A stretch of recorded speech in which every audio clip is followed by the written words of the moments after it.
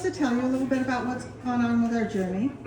And so everybody knows that on May 4th, we kind of received some bad news when the commissioner said we were out of luck and they were going to get the go-ahead. So on May 8th, we actually filed for a referendum. And then from there, we had to wait 21 days. So on May 28th, we found out that the Attorney General was going to hold that we could not do a referendum because it was legislative. Unfortunately for him, it is legislative, it's not administrative like they said. So it's legislative for two reasons. The Utah Constitution gives us the right, and also Supreme Court case law says that if anything involves a large property and will cover a lot of people and will have a long-term impact, it's legislative. So we should be fine there, I hope. So what's going to happen now that they have rejected our bid is that we filed the lawsuit last Wednesday and to appeal their decision. On Thursday, we asked for them to accept service. And they finally did last Thursday. So they have accepted service. We don't have to spend money to serve them. Now they have 20 days to go through so that they can reply to our motion. Then once they reply to our motion, and I think they will take the full 20 days because I think they're trying to put us off as long as possible because they want a special election. And the special election will cost the people of Box Elder County $55,000. We could have just been, they could have let us do this and we could have just been on the general or on the primary or the general election in November and it wouldn't have cost anybody anything. So I think they're going to put it off as long as possible. So probably on day 20 they will give us their reply to our motion and then we have 20 days to reply to theirs. And then at that point we're going to ask for a summary judgment. Now there are some things within our appeal that cannot be ruled on a summary judgment, so this will have to go to court, but parts of it can be ruled on a summary judgment. And so that is our hope. Now I got involved in this because on the way into the meeting, I just knew from the comments that were being held and the way that they handled the commissioners meeting before this that they were going to say yes. I just knew it. So I said to my husband on the way in, I'm going to referendum this. And he just laughed at me because he didn't think that they would do that. But anyway, so the minute they voted, I knew that the next morning I needed to show up at the courthouse and figure out what I needed to do.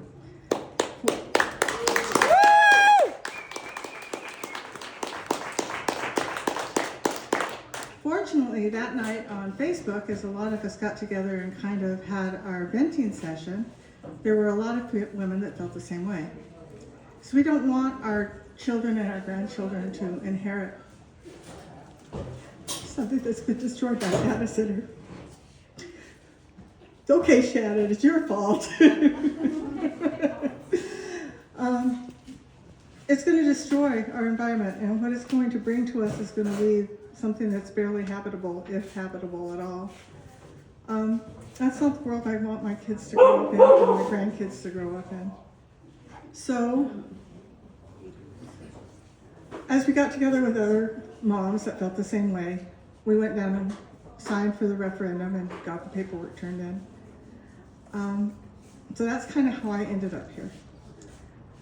Now, as we wait for their summary judgment in court, we've also got another lawsuit that has been filed, and some of you read about that in the Salt Lake Tribune, and that's to go after MIDA.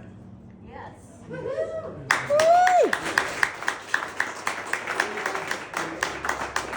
And it's premature to say much more about it than that.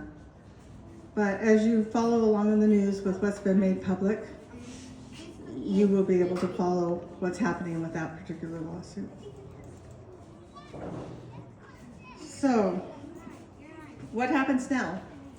Obviously we're waiting, and we'll keep fighting.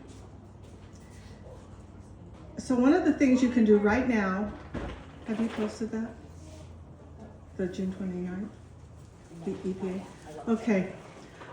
Camellia will be posting on our website, and Farrah will post on our social media. One thing you can do right now is write letters to the EPA, asking them not to destroy air quality regulations.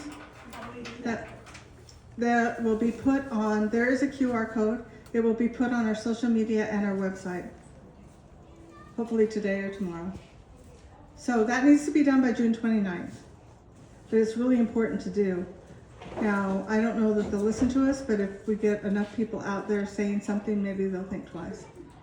The other thing we can do is watch the water right transfers. And whenever somebody applies for a water right switch, we can ask for a hearing.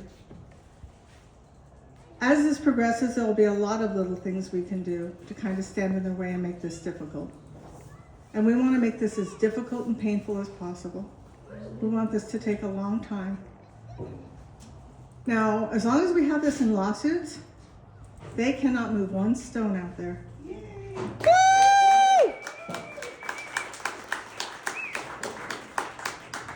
And our attorney told us if they did, they're in a lot of trouble. So that is a good thing. So right now, pay attention to what's going on. Pay attention to who the candidates are and what they stand for, and vote for the right candidates. Don't just do a message vote, because the person running against them may actually be worse than the incumbent. So be careful in your voting. Make the right decisions. Be active. And stand together with us and continue to fight.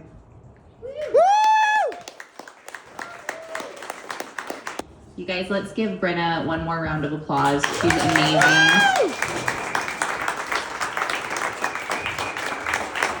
We love our Brenna. Okay, so I know many of us have been leaning heavily on Brenna throughout this whole process. She's helped educate us and answer questions, and it's just, one of the rocks of our group. So we're very grateful for her. Our next speaker is someone that is very special to me. Where is she? There she is. Many of you know Shannon as our Democratic chair here in Box Elder County. What I know her as one of the kindest, most amazing, most genuine people I've ever met. The first time I met her was getting signatures from her, and my daughter and I went over to her house, and she gave us homemade food to bring home to our family. That was the first time I ever met her. So that was amazing. That's just the kind of person that she is. She's actually the reason why I'm in this group. She had called me, Sunday night before the first public meeting and said, you have to go to this this commissioner's meeting. There's something crazy happening. Look into it and show up if you can. As soon as I looked into it, I knew I had to show up because it was obviously a disaster. So she's the whole reason I got involved. So I love her dearly. We love her dearly. She's one of our mama bears. Come up here, Shannon. Let's have you give your speech. Woo! Shannon!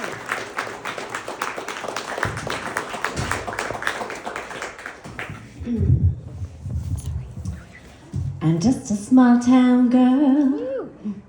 Brigham City, that is. Box Elder County, Utah.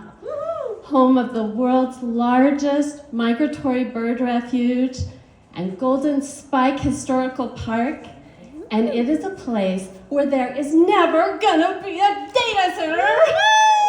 Say it again!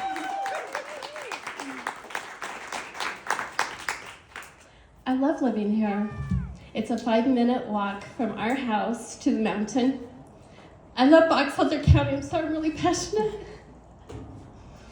We have the world's best beaches. I'm sorry, Georgia, but it is true. Our beaches are the best.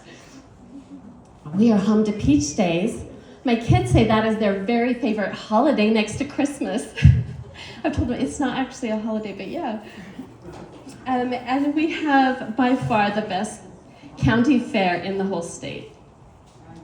My family and I have lived here for 35 years. We love it, and we want to keep it. On Monday, May 4th, I went to the county commissioners meeting and sat there with other Box Elder residents, and they were Box Elder residents. I knew many of them. Yeah, they were. So you can't tell me they were bussed in. There were a few that I saw standing up that I didn't know about. We listened as the 3 county commissioners told us there would be no public comment and would darn well better stay quiet. They had